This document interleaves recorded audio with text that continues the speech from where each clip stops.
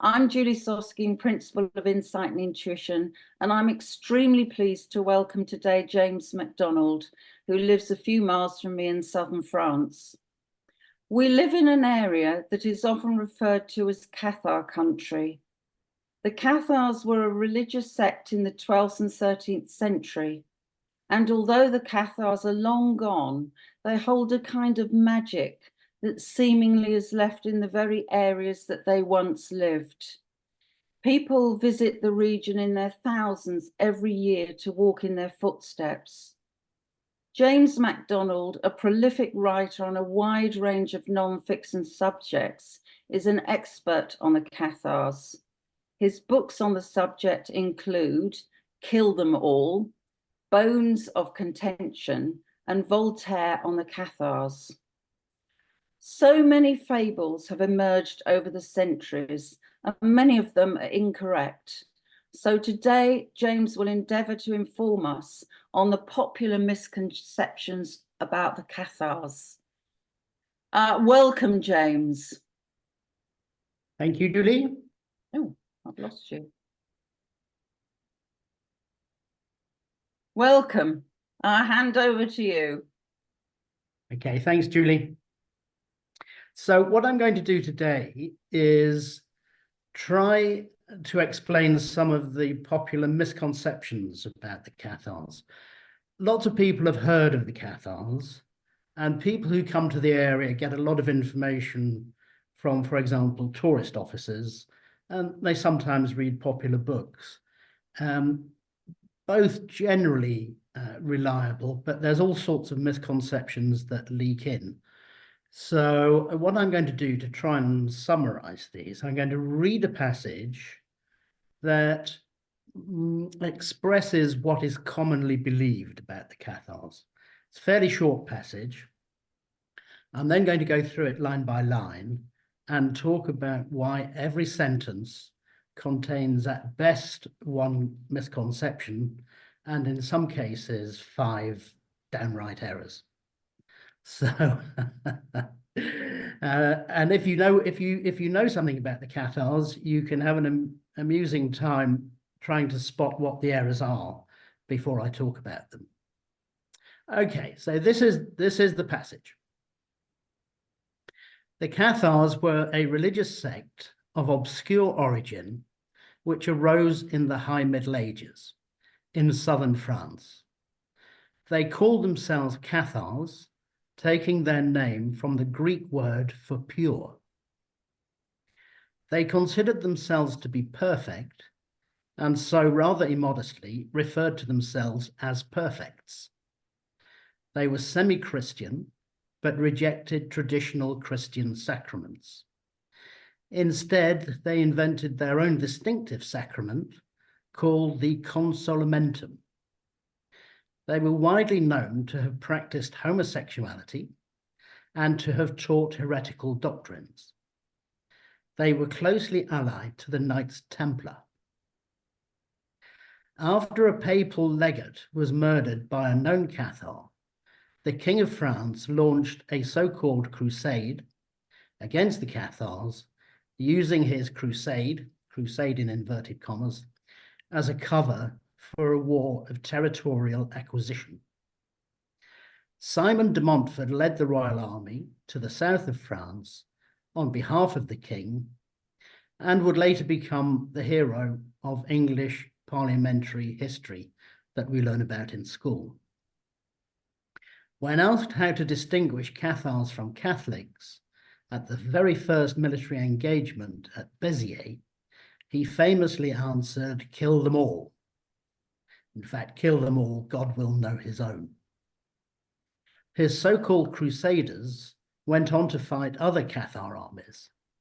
These Cathar armies built spectacular hilltop castles from which they fought the crusaders.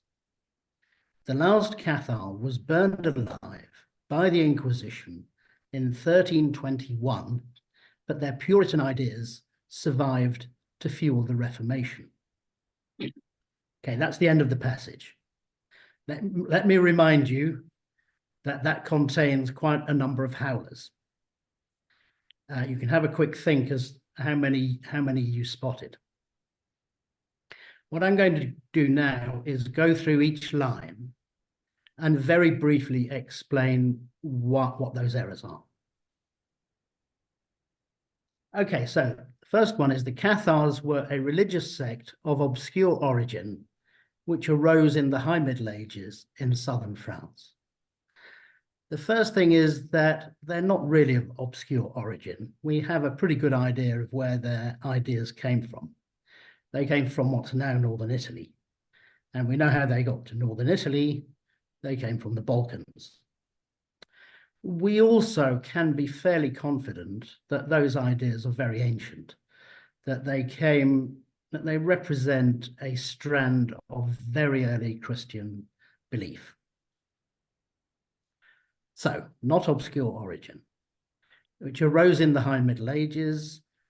It didn't really arise in the High Middle Ages. We know that it was in Italy in the early Middle Ages, and we know that it was in the Balkans really from around the year 800. So well before the High Middle Ages. And the other part of that sentence was that it arose in southern France. This period, when we're talking about where the Cathars are at their height, this area, what we now call Occitania, is not part of France. It is not southern France. It's southern France today. At the time, it was not part of France. The senior nobles in this area, the various suzerains, owed their allegiance to the King of Aragon, not to the King of France, which is highly significant for the history. Second sentence, they call themselves Cathars, taking their name from the Greek word for pure. Okay, that probably is the origin of the name, from the Greek word katharos, meaning pure or purged, as in catharsis, the same etymology. But they did not call themselves Cathars.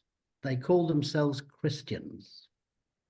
Their neighbors called them good Christians, but they called themselves just Christians. Other people call them Cathars. Actually, in this area, in the Languedoc, nobody called them Cathars. It's a word that comes from other groups with the same beliefs in other areas, specifically in what's now Germany. So Cathar then is our modern word, which we use. It's a convenient term to attach them so we can be clear what we're talking about, because of course the word Christian is ambiguous, but they regarded themselves as Christians, pure and simple. The next sentence, they considered themselves to be perfect, and so somewhat immodestly referred to themselves as perfects. Now, the key error here is an understanding of what the word perfect means. It doesn't mean, well, it does mean flawless. It does mean that. But its origin and the meaning that would have applied here is not so much flawless as finished, completed.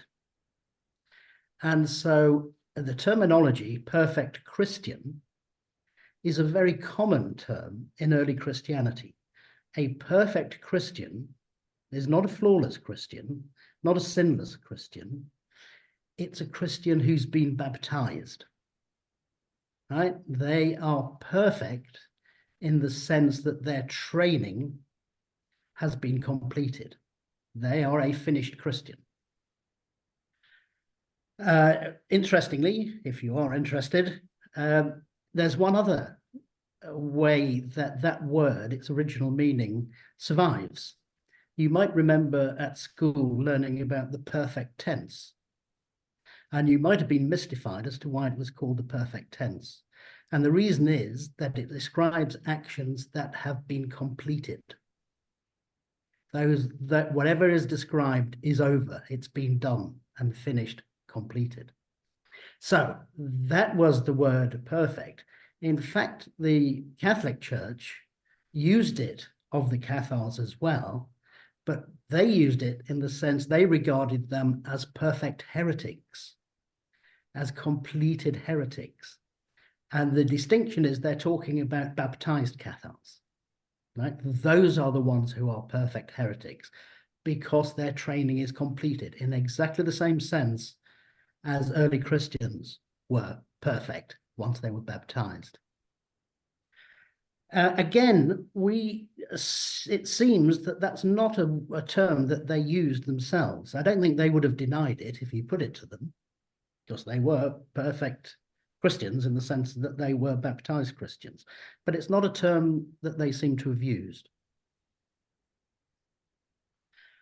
Another sentence, they were semi-Christian, but rejected traditional Christian sacraments. Well, the first thing here is that they were not semi-Christian, they were completely Christian. And at the time, nobody would have disputed that.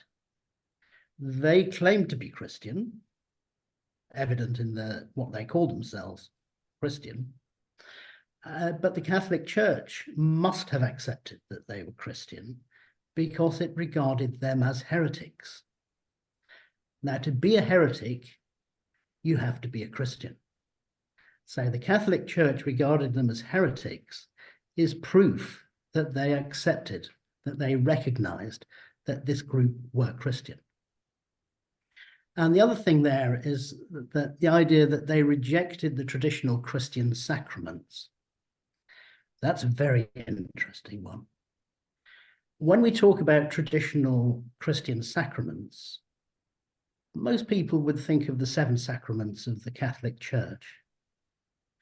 At the time we're talking about, at around 1200, when the Cathars were flourishing, the Catholic Church did not have 7 sacraments. It wasn't clear about what counted as a sacrament. In the early church, there are no sacraments at all. In the Orthodox Church today, there are still no sacraments. They don't have a concept of sacraments. They have mysteries. They have some mysteries. So, as it happens, and this is probably not a coincidence, what we regard as the 7 traditional Catholic sacraments were first formally stated at a church council, a Catholic church council, in 1215, called specifically to deal with the problem of the Cathars. And the connection here is that what's happening is that they are very clearly delineating what counts as orthodoxy in order to be very clear in excluding what they regard as heterodoxy, which then will be formally heretical. So what they're doing is drawing lines. They're drawing borders in order to keep what they believe orthodox and what the Cathars believe heterodox. But either way, at the time we're talking about, if you had talked about traditional sacraments, and especially if you talked about 7 traditional sacraments, nobody would have known what you were talking about. Okay, let's move on to the next question. Instead, they invented their own distinctive sacrament called the consolamentum. If you read anything about the Cathars, you will come across this word, consolamentum, and it's usually represented as a sort of strange rite. If you read something reliable, it will be clear that it's a rite of initiation. And there are all sorts of ideas about Cathar initiation. But actually, what the consolamentum is, and what the Cathar initiation was, it is baptism. It is Christian baptism. Now, you would probably assume that that means that it involves water.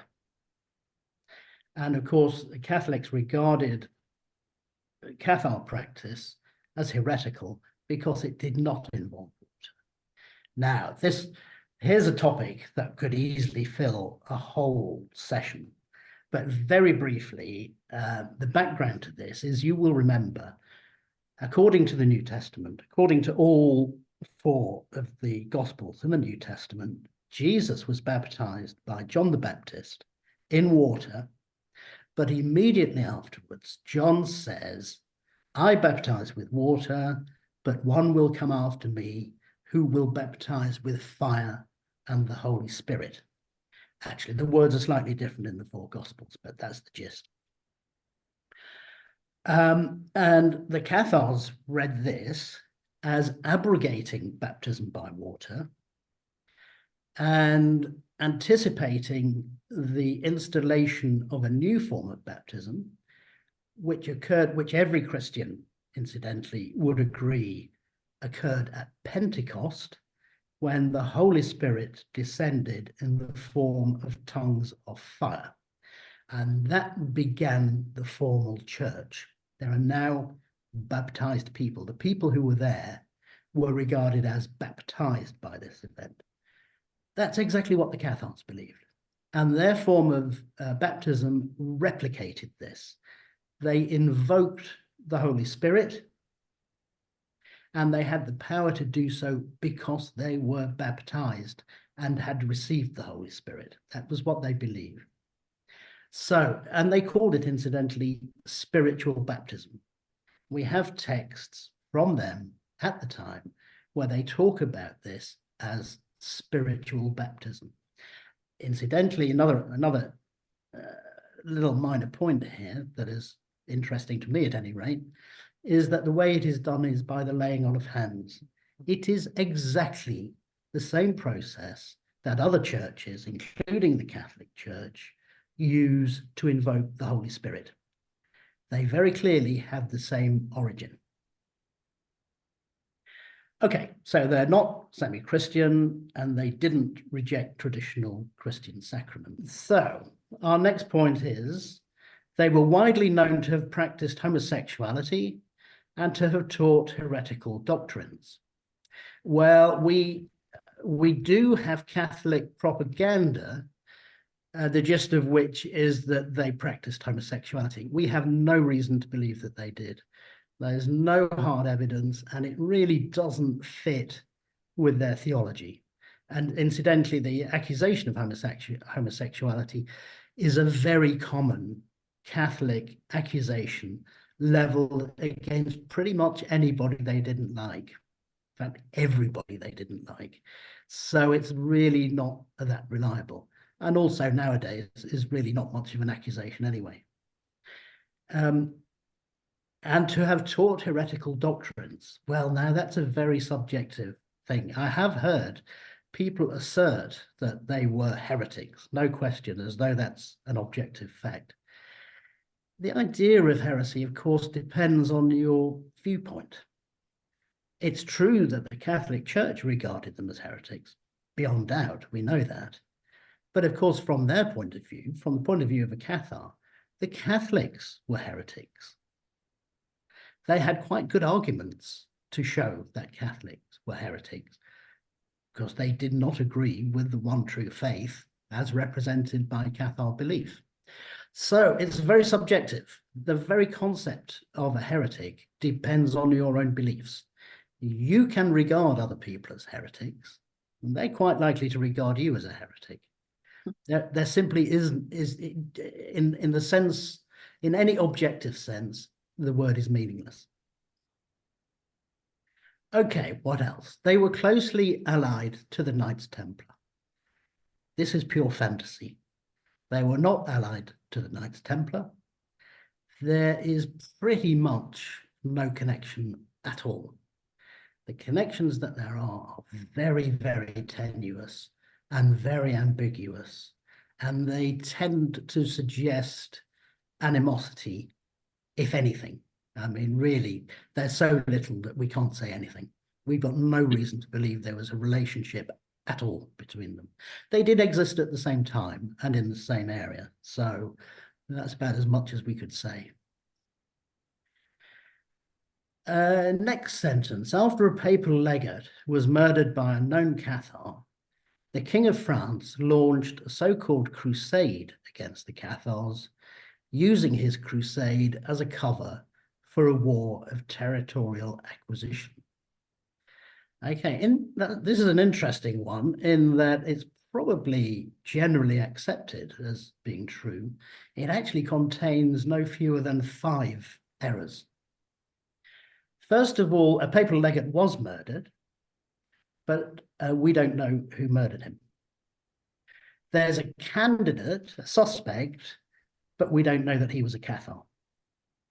There are some other possibilities, and none of them were Cathars.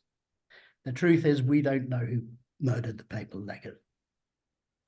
The crime was pinned eventually on the Count of Toulouse, but there was no reason to do that.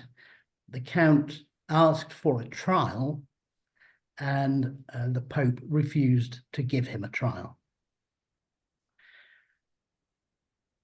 So after the papal legate was murdered by a known Cathar, the King of France launched a so-called crusade. King of France did not launch a crusade. The crusade was launched by the Pope, and he was induced to launch it by an abbot, the abbot of Citeaux, who was called Arnaud. So it was a papal crusade. It's nothing at all to do with the King of France. And launched a so-called crusade. It is a crusade in every sense of the word. The crusade is a holy war called by the papacy. And that's exactly what this was. It was formally declared as a crusade. The people who participated were crusaders. Incidentally, the word crusader didn't exist at this time, but they had different terminology to express that. They took the cross, they went on pilgrimage, and they carried out God's business. That's the terminology that they used. What they mean is what we call crusading. So it's a real crusade. Against the Cathars, it's actually not so much against the Cathars. The view that the church took was that the big problem was the leadership, the people in power, the men in power, counts in the area.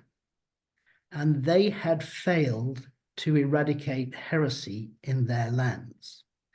So they were the target of the crusade. The crusade was launched specifically against them, the various suzerains under the feudal system in the area where Catharism existed and flourished. The view was it was their fault for not suppressing heresy. That's almost as big a crime as being a heretic. And so they are the victims of the crusade. And he was using this crusade as a cover for a war of territorial acquisition. Simply not true. Initially, the objectives of the crusade are very clear. In fact, it morphs very quickly from the very first engagement at Béziers and becomes a war of French Catholic crusaders against the whole of the local population. Not Cathars, not protectors of Cathars, the whole of the local population. The idea of a territorial acquisition appears much later. Someone called Simon de Montfort will eventually take over control of the crusade, and he will start building what looks like his own little empire, which easily could become a kingdom. He's very clearly converting the whole exercise into a war of territorial acquisition, but he fails.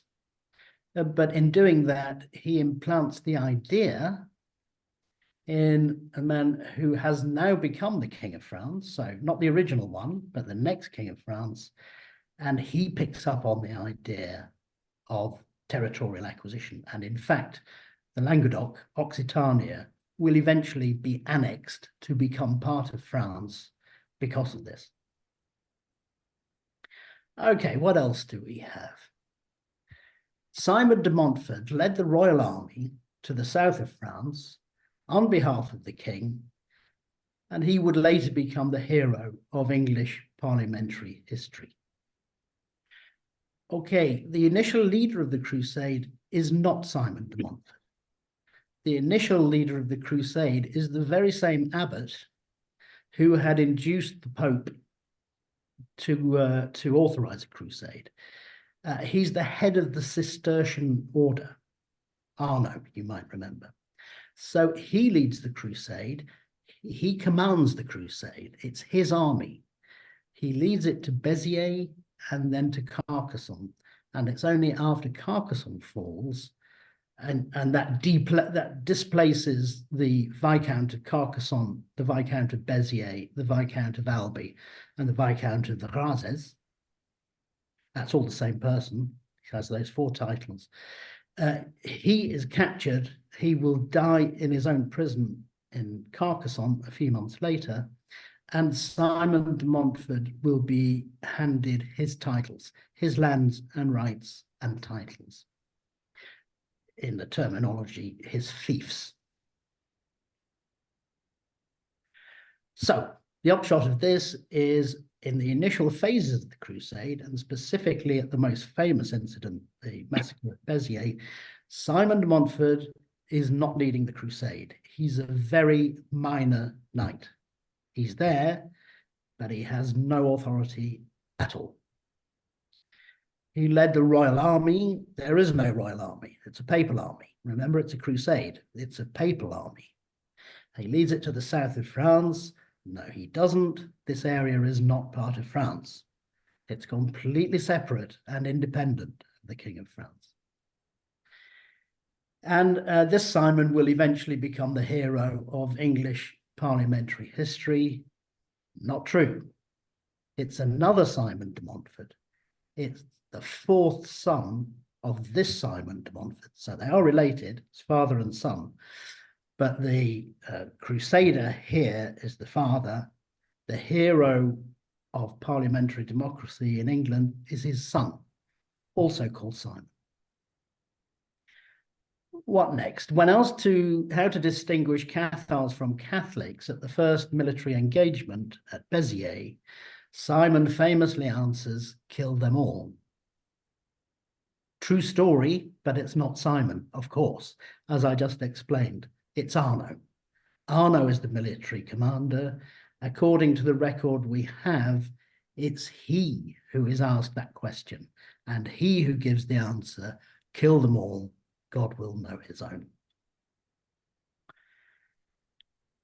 Oh, what else? Okay, so his so-called crusaders went on to fight other Cathar armies. There are no Cathar armies. The Cathars are pacifists. Baptized Cathars do not fight.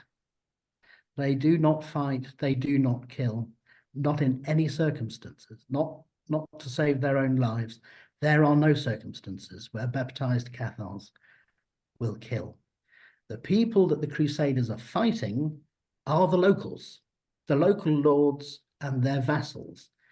Some of them might be Cathar sympathizers. We don't really have a lot of evidence that many of them were. The probability is that the huge majority of the defenders were Catholics. Now, we know for a fact that a lot of them were. We don't really know the relative numbers, but we've got no reason to believe that they are, well, we know that they're not actual baptized Cathars. It's possible that they're Cathar believers, unbaptized. It's far more likely that they are in fact just Catholics, local Catholics. It's essentially a war between North and South rather than anything else. These Cathar armies built spectacular hilltop castles from which they fought the Crusaders. Well, of course they didn't. There weren't any Cathar armies. No Cathars built castles. What they did was they took refuge in existing castles. So when they were dispossessed or when they fled from the Crusader army, the safest place to be was in one of the castles owned by a local lord, some of whom would be sympathetic to Cathars, some of whom were simply tolerant. Their crime was tolerance. So they would flee to these castles and be given refuge there. That's the extent of it. They didn't build any castles. They're not Cathar castles in any real sense, other than that they took refuge in them. And from there, they fought the Crusaders. Well, of course, they didn't. The last Cathar was burned alive by the Inquisition in 1321, but their Puritan ideas survived to fuel the Reformation. You quite often see that those two statements are both wrong. The first one for three reasons. The truth is that the last known baptized Cathar in the Languedoc was executed by burning in 1321. We know that other Cathar believers, not baptized, were burned after that. We have no idea how many baptized Cathars there were who were never caught and therefore never burned. And we know for a fact that the belief system survived outside the area, both in Catalonia and in what's now northern Italy and elsewhere after that date, and that there were baptized Cathars in those areas. So you can see there's a kernel of truth in it, but it is not true to say that the last Cathar was burned alive by the Inquisition in 1321. The second part, but their Puritan ideas survived to fuel the Reformation. It used to be thought that was the case, and a lot of early Protestants, and then another set of Protestants in the 19th century, spent a lot of effort trying to establish links and to show that Cathar ideas had at least influenced Protestant ideas. But I think it's fair to say that modern scholarship would say that's just not true. It didn't happen.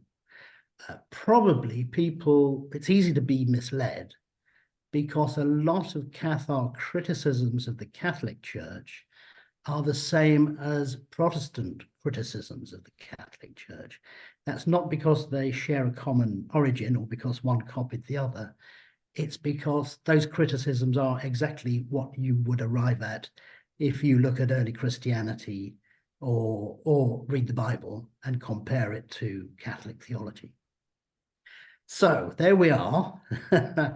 There are about 25 errors tucked away in that short passage, and I hope that's thrown some light on the truth about the Cathars. Well, thank you so much. I mean, obviously your knowledge is extensive. And I'm sort of sitting here thinking, well, some people might have to rewrite their words on Cathars. Well, but one final thing I would really like to ask you, because we live in this area, James, and we know this very well.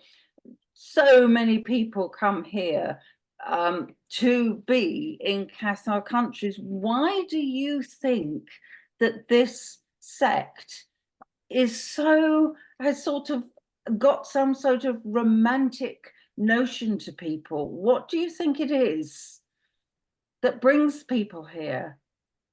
Well, I don't know is the answer. I don't know. I've got some ideas. I can say a few things about it. The first thing I should say is this: the religion at the time was hugely popular.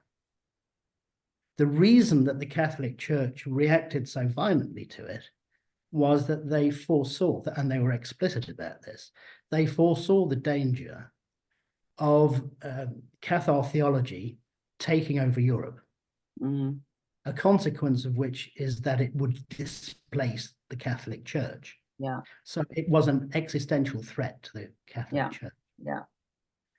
And this was a bit of a mystery to the Catholic Church. If you read the Catholic Encyclopedia, it gives two reasons for the success of the religion. One is the ease with which the theology can be grasped, an essentially dualist theology. And the other is the rampant corruption of the Catholic Church at the time. And I think there's a good element of truth in both of those explanations. Since then, I mean, your question really is, why is there still such an interest even today? And it's now, how long? It's getting on for 800 years since the Cathars were exterminated. And there's more interest today than there has been for a long time. There's a proliferation of books. There's a thriving area of scholarship in academia amongst historians. And people love it, and the tourists flock to this area to learn about it. Now, why would that be? I think, well, first of all, there is a romantic element to it. The fact that kind of feeds itself. The fact that this happened 800 years ago and disappeared from history, it was not featured in any historical textbook for centuries and centuries and centuries. And yet the embers have been revived, and it flourishes. I mean, an interest in it flourishes. And so it feeds itself. People are interested because it's still being talked about, because it's still being studied, still being researched. There's another element which I think the Catholic Encyclopedia was correct to touch on, the theology. The theology is interesting. It's all internally consistent. Some of their ideas sound completely bonkers. But actually, when you look at their fundamental premises, then everything else falls into place. It makes perfect sense. It's a very coherent theological system. And incidentally, and I mean, my interest is that the very fine detail of what they believed and what they did bears astonishing, I mean, really genuinely astonishing similarities to some strands of early Christianity. And there really isn't a plausible explanation except their own explanation, which was that they had inherited a tradition that stretched back to the time of the apostles. I don't think there's any doubt that that must be true, because in the Middle Ages, nobody knew what early Christianity looked like. If you had asked a scholar in the Middle Ages to describe early Christianity, he would have described what was going on at that year. He'd be unaware that it might have changed in the last 50 years, let alone in the last 1,000 years. So that's compelling for me. I think another thing that will definitely be compelling for a number of people is that these baptized Cathars, they very strictly obeyed the precepts and commandments in the New Testament. They didn't care about the Old Testament, but they were fanatical about obeying the New Testament. The New Testament said that they must not lie. There's a number of other things as well. Key one here is they must not lie.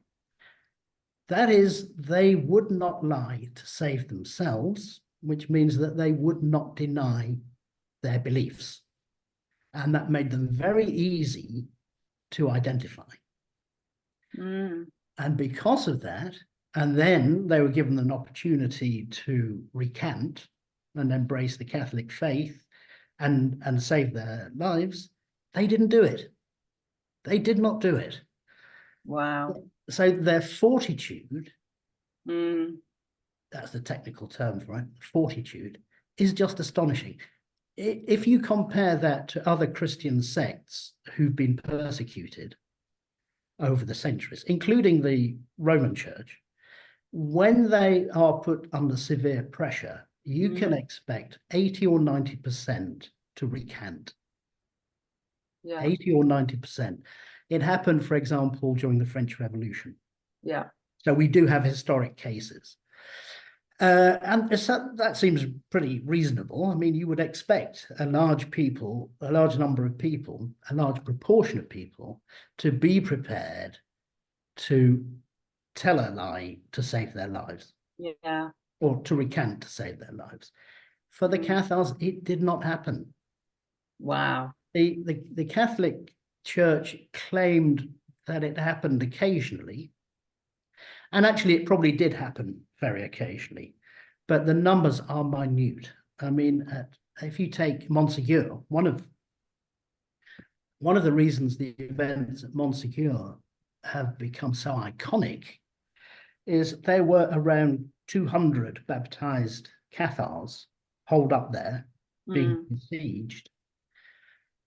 When they eventually had to surrender, when the garrison had to surrender, they would be handed over to the church to be burned.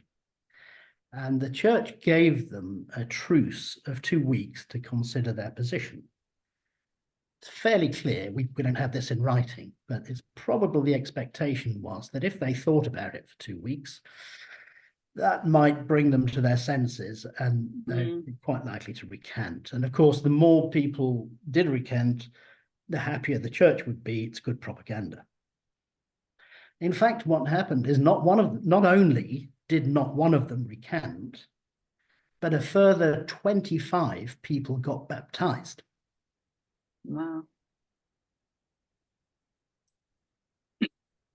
So essentially, if you think about that, they got baptized in the sure and certain knowledge that that would mean that they would be burned alive within 2 weeks. Wow. And that's pretty compelling. I mean, Yeah. the very idea that you could believe something so firmly that you would be prepared to die for it. Yeah. Well, I must say everything that you've said is completely fascinating. We've gone well over time, but just there's so much more, I'm sure. So yes, I don't know if you want to leave us with some thought of all. I'm thinking in my head of all the people we see going up to Montségur and so on. But would you like to leave us with some thought, James? Well, only that there is lots more. There is lots more to know about the Cathars and what they believed and why, and their history. We're all rushed to buy your books. Thank you so much for your really fascinating talk today, and I'm sure we'll see you again. Thank you. Thanks, Julie. Thank you. Bye.